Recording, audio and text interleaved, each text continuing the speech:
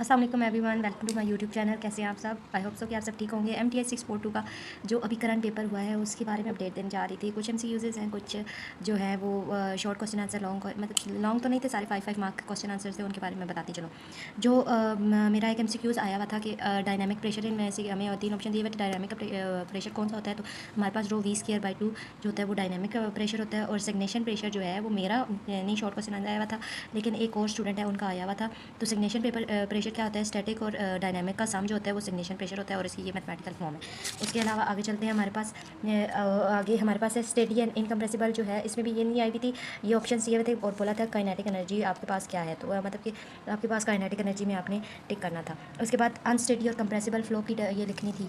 ये आपका short question में आया हुआ था। पार्शियल मतलब कि इसका इंटीग्रेशन dy/रो प्लस पार्शियल v/पार्शियल t ds plus v²/2 gg and is equals to constant. ये हमारा शॉर्ट क्वेश्चन में आया हुआ था।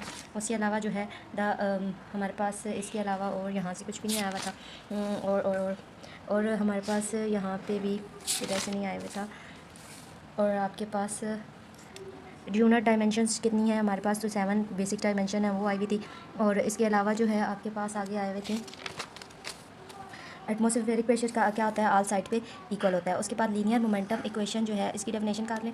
और जो मेन चीज़ आपके पास आई हुई थी वो ये वाला न्यूटन सेकंड लॉ जो है, ये इंपॉर्टेंट है।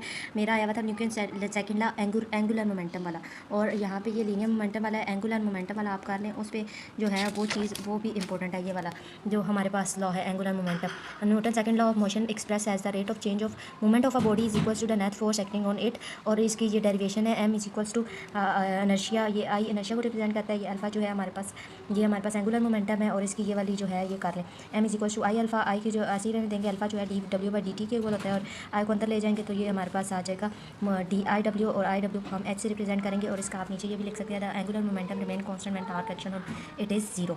ये आपके पास आया हुआ था 5 मार्क्स का क्वेश्चन। उसके बाद ये न्यूटन सेकंड लॉ मोशन है, ये भी इंपॉर्टेंट है, ये इसको याद कर लें।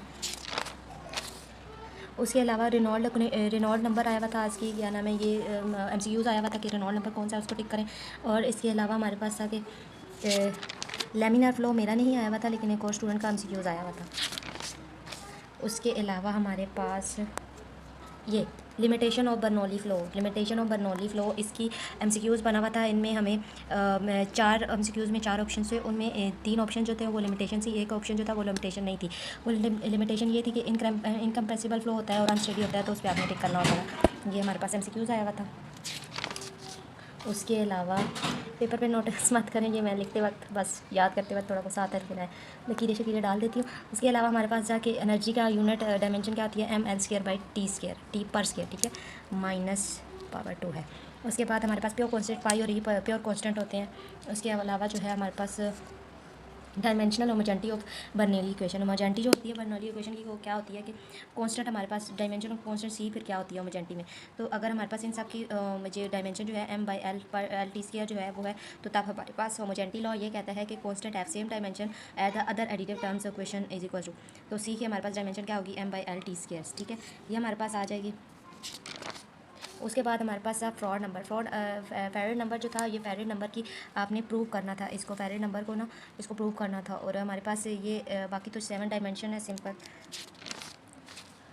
उसके अलावा ये आया हुआ था 5 मार्क्स के क्वेश्चन में, बकहैंग थ्योरम पाई थ्योरम जो है, इसके 6 स्टेप्स लिखने थे। स्टेप में आपने सिर्फ ये लिखना है, list are dimension parameters involved in let n be the number of parameter पे select the set of fundamental dimensions. और इसके बाद जो है स्टेप 3 लिखते हैं कि list dimension of all parameter, select set of dimensional parameter include primary dimension, set up of dimension group by, और check the C H group of obtain the dimension. ये हमारे पास आ गया। ये आगे कुछ नंबर्स के ये डायमेंशन लिखे हैं, देख रहे हैं। और नॉट नंबर जो है ये सारे डायमेंशन लेस जो हैं ग्रुप्स हैं, उनके नंबर लिखे हैं। और फार्मूला लिखे हैं आर ई रो V/L या U, और VL/V से भी रिप्रेजेंट करते हैं। मैच नंबर हमारे पास V/C है। फेरेड नंबर जो है V/√GL है, या W0 है, इसे हम W0/√G और इसे वसूल करते हैं Z0 से, ठीक है। तो ये रो V²/पार्शियल आ गया। इसके बाद हमारे पास आयरल नंबर आया। आयरल नंबर क्या है कि हमारे पास डेल्टा P/1/PV² और P-P²/2/PV²। और एक आपके पास MCQs था, उसका ऑप्शन हमारे पास था P-P0 is less than equal to rho V², ये ऑप्शन था। तो इसके अलावा हमारे पास नेक्स्ट क्या है? नेक्स्ट हमारे पास इसमें से ये डाइवर्जेंस थ्योरम आया हुआ था। ये वाला भी आप लिख सकते हैं, और डाइवर्जेंस थ्योरम हमारे पास दूसरा भी था, वो भी हम लिख सकते हैं। टाइलर सीरीज़ नहीं आई हुई थी, हाँ, net mass of rate into C V हमारे पास क्या होता है ये लिखना था। और उसके अलावा यहाँ से तो कंप्रेसिबल कॉन्टीन्यूटी इक्वेशन ये है, और इनकम्प्रेसिबल जो है वो इक्वल टू ज़ीरो, या हमारे पास ये हो सकता है। इसके अलावा हमारे पास हाँ जी, इसके अलावा जो था ये कॉशी इक्वेशन है ना, हमारे पास ये जो इक्वेशन है इसको हमने ये वाला जो कॉशी इक्वेशन है ये आप याद कर ले, और एक ये फार्मूलाज याद कर ले, क्योंकि हमारे पास फार्मूला आया हुआ था टी एक्स एक्स को टू, हमारे पास था omega partial by partial x है, तो हमारे पास एक्स आ जाएगा, और ऊपर यू, ये भी आया हुआ था आपके पास। ये एक्स का फार्मूला कौन सा होता है। इसके अलावा बाकी जो चीज़ें आई हुई थी वो मैं आपको दूसरे हैंडआउट में से बता देती हूँ, से भी इस फाइल से आए हुए थे वो मैं आपको बता देती हूँ। The radial flow of devices are best analyze with angular momentum equation, ठीक है, ये इसका आंसर है। इसके 4 आंसर्स थे, उनमें से ये आंसर बेस्ट था। और ये एक आंसर आया हुआ था mass flow rate across the inlet और आउटलेट, एम क्या होता है, rho V average A C, rho V average A C. इसके अलावा मोमेंट ऑफ फ्लो रेट, जी ये भी आया था, rho V D V is called R moment of flow rate. अब था मोमेंट ऑफ फ्लो रेट क्या है, और नीचे ऑप्शन दिए हुए थे, तो ये ऑप्शन ठीक था कि रो वी डी वी जो है वो हमारे पास मोमेंट ऑफ फ्लो रेट है। ये आप पढ़ लें तो ज़्यादा बेहतर है, लेकिन ये ऑप्शन में नहीं आया था। Which of the following expression is a moment of force कौन सी होती है, आर क्रॉस एफ। इसके अलावा R cross M V represent angular momentum flow rate, ये आया हुआ नहीं था ऑप्शन। और ये हमारे पास है which of the following expression of for moment of momentum के लिए क्या हो रहा है, R cross M V. Then है हमारे पास ये रिलेशनशिप बिटवीन लीनियर और लीनियर एक्सेलेरेशन और टेंजेंटल डायरेक्शन के दरमियान क्या होता है, at is equal to R alpha, ये नहीं आया हुआ था। और ये हमारे पास है which of the following is general form of Newton second law. तो general form Newton second law की क्या हमारे पास समेशन है physical to D by D T integral system rho V D V. और linear momentum of equation is a vector equation, ये option नहीं आया हुआ था। The magnitude of angular momentum H हमें हमने आगे पीछे पढ़ा है, तो एंगुलर मोमेंटम जो है सेकंड लॉ जो हमारे पास न्यूटन का सेकंड लॉ है उसमें ये था angular momentum I V W के इक्वल होता है। Which of the following expression is, again ये रिपीट हो रहा है, R cross M V. Which of the following expression for moment of force, R cross F जो है वो मोमेंट ऑफ फोर्स है, ये भी दोबारा रिपीट हो रहा है, अगेन यही आ रहा है, ये भी रिपीट हो रहा है। आई थिंक ये अब हमारे पास हो चुके हैं, ये रिपीट हो रहे हैं। इसके अलावा दूसरी फाइल में से आपको मैं बताती हूँ क्या आया।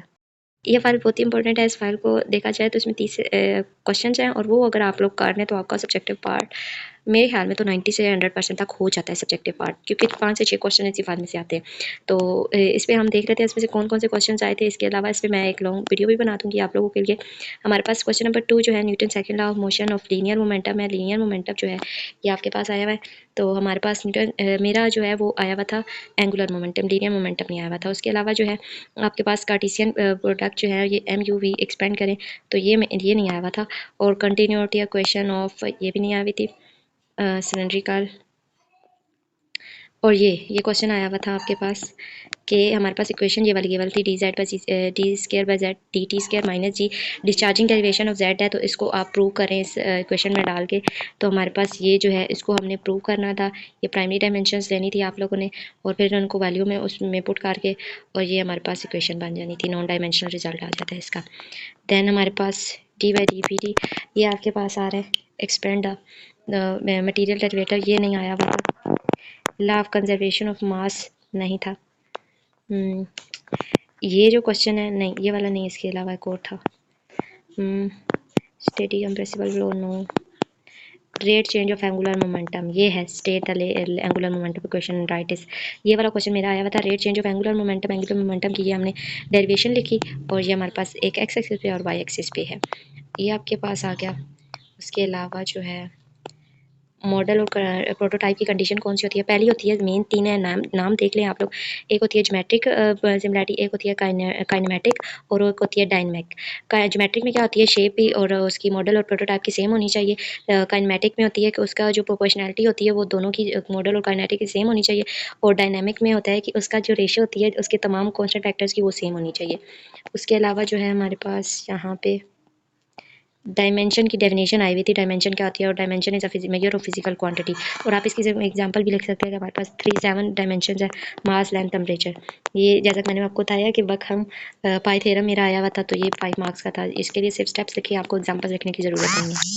ये है इसका स्टेप 4 5।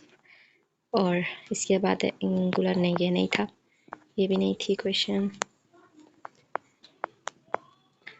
इसके अलावा हमारे पास यहाँ पे ये चीज़ मैं कह रही थी कि हमारे पास टी आई जे क्या होता है, टू म्यू ई आई जे के इक्वल होता है। ये आपका एमसीक्यूज़ है। और यहाँ पे हमारे पास ये जो है ये सिंपल के लिए और ये फिक्स्ड के लिए हमारे पास ऊपर वाली इक्वेशन है, और नीचे जो इक्वेशन है वो हमारे पास मूविंग के लिए इक्वेशन है। और ये इक्वेशन इतनी मुश्किल नहीं है, इसको अगर आप याद कर ले तो ज़्यादा बेहतर है। ये आपका एमसीक्यूज़ 5 मार्क्स का इजीली हो सकता है। इसके अलावा जो इसमें से मेन चीज़ जो आ रही थी ना वो ये थी कि हमारे पास ये ऑप्शन एमसीक्यूज़ में था कि हम आपके पास जो है नेवियर जो है वो कौन सा है इनमें ऑप्शन एमसीक्यूज़, तो वो बताना था rho D U by D T is equal to minus partial P by partial X plus rho G X is equal to mu delta square by U. तो ये हमारे पास नेवियर है, नेवियर स्टोक की इक्वेशन जो है वो है। एक्स के हिसाब से ये है, वाई के जी जेड के ये है, ठीक है। और उसके बाद है नॉर्मलाइज्ड इक्वेशन। नॉर्मलाइज्ड इक्वेशन कौन सी होती है? आई थिंक मेरा आया हुआ था, क्योंकि मुझे इतना याद भी नहीं है, पेपर दे के काफ़ी टाइम हो गया मैं आज की। और हमारे पास ये कार्टेशियन प्रोडक्ट है, ये किसकी है? इम्प्रेसिव कंट्रीब्यूशन सिलेंड्रिकल कोऑर्डिनेट्स की है ये। तो उसके अलावा हमारे पास ये जो है एमसीक्यूज़ है यू नॉट के बाई आर, ये एक आया हुआ था। नहीं ये नहीं था, ये एमसीक्यू था 0 पॉइंट, ठीक है। हाँ याद आ गया, ये वाला 0.8x minus 2.5 G Y verify is incompressible. तो उन्होंने पूछा था कंप्रेसिबल होगा कि नहीं, ऑप्शन दिए हुए थे 0 1 और दिया था, तो हमारा 0 ऑप्शन इसका आंसर था। और हमारे पास आगे ये बर्नौली इक्वेशन इंपॉर्टेंट बहुत है, लेकिन मेरी जो है वो सिर्फ वो आई हुई थी होमोजेनिटी थी कि कांस्टेंट की सेम डायरेक्शन कैसे होती है। जो ऊपर वाली एम बाई टी है इसके एल है, इसके लिए आप मैं फार्मूला लिखें, फिर प्रेशर लिखें M by T L square, फिर पहली चीज़ लिखे आगे M by T square L लिखते जाएँ, और नीचे लिखते कि होमोजेनिटी है तो सेम डायमेंशन होगी जैसे ऊपर वालों की है। तो ये डाइवर्जेंस थ्योरम, ये मेन था 5 मार्क्स का क्वेश्चन सबसे पहला जो। तो इसके लिए यही चीज़ है D dot N D A delta D G D V. तो ये आप डाइवर्जेंस थ्योरम इसकी स्टेटमेंट याद कर लें, और ये याद कर स्टेटमेंट ज़्यादा ये इसकी ये याद कर ले तो आपको ज़्यादा अच्छा रहेगा। उसके अलावा हमारे पास क्या था? फेरेड्स फार्मूला। ये फार्मूलाज तो मैंने आपको बताया एमसीक्यू के हवाले से इंपॉर्टेंट है, ये आया हुआ था। वाई की सेम यही क्वेश्चन था, देख लूँ ठीक किया था मैंने, वाह ठीक किया हुआ था। अच्छा जी, ये इंटीग्रेशन आई हुई थी हमारे पास, तो ये हमने करना था और एन एक्स के हिसाब से, और ये हमारे पास था। उसके अलावा यहाँ पे नेवियर्स को क्वेश्चन नहीं, ये नहीं आ पाता, ये है बहुत लोग, ये भी नहीं। बस यहाँ से डैश से था, ये आज का हमारा पेपर था। और एक और चीज़ मैं बताती चलूँ कि बहुत से लोगों ने ग्रुप्स में बोला हुआ था कि पेपर जो है वो नहीं आ रहा, फाइल से नहीं आ रहा, मतलब कि एमसीक्यूज़ रिपीट नहीं हो रहे। लेकिन मैं आपको सच्ची और सीधी बात बताती हूँ, स्किल फॉर स्टडी और एक मैथ लाइनर जो है, उन्होंने जो करंट पेपर, एक मैथ लाइनर का आई थिंक उनका 6 महीने पुराना पेपर था, और स्किल फॉर स्टडी का 1 ईयर का पुराना पेपर था। उनमें से उन दोनों की वीडियोज़ में से एमसीक्यूज़ मैं आपको बता देती हूँ, 5 से 6 एमसीक्यूज़ दोनों में से आए हैं। तो आपको वो चीज़ें भी प्रिपेयर करनी चाहिए, क्योंकि आपका काफ़ी एमसीक्यूज़ प्रिपेयर हो सकते हैं उससे। तो आज के लिए इतना ही, अल्लाह हाफ़िज़, बाय बाय।